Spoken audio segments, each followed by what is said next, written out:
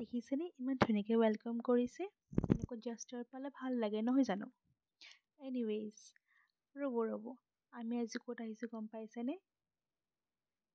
প্ৰথমতে চাওকচোন ইমান ধুনীয়া এম্বিয়েঞ্চ, গৈয়ে ভাল লাগিছে ন? হওক দিয়ক, আজি আমি ৰিভিল কৰিয়ে দিওঁ। আমি আহিছোঁ কাঞ্চনজয়ী টি ষ্টেট, ফানী গ্ৰীণছ।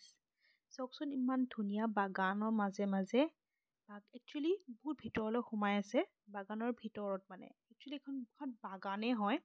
তাতে বনাইছে এখন ভানী গ্ৰীণছ, বিৰাট ধুনীয়া এম্বিয়েঞ্চ চাবনে, এটমছফিয়াৰ চাবনে, নে বাহিৰতে চাব আউটিং, বিৰাট ধুনীয়াকৈ বনাইছে, বিৰাট ধুনীয়া লাগিলে, বহুত ভাল লাগিল। চাওকচোন এই ডৌমৰ ভিতৰত থাকিবও পাৰে।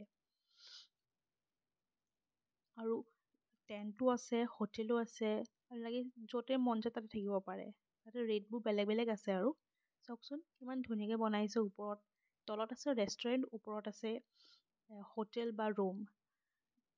আৰু তাতে খানাও বিৰাট ভাল লাগিল খাই দেই। আমি ফিডবেক দি থৈ আহিছোঁ, খানা বিৰাট ধুনীয়া হৈছে।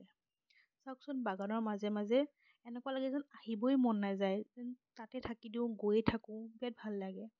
আৰু ডাইনিং হলটো দেখিছেনে ইমান ধুনীয়া এম্বিয়েঞ্চ বনাইছে নহয়, বিৰাট ভাল লাগিল।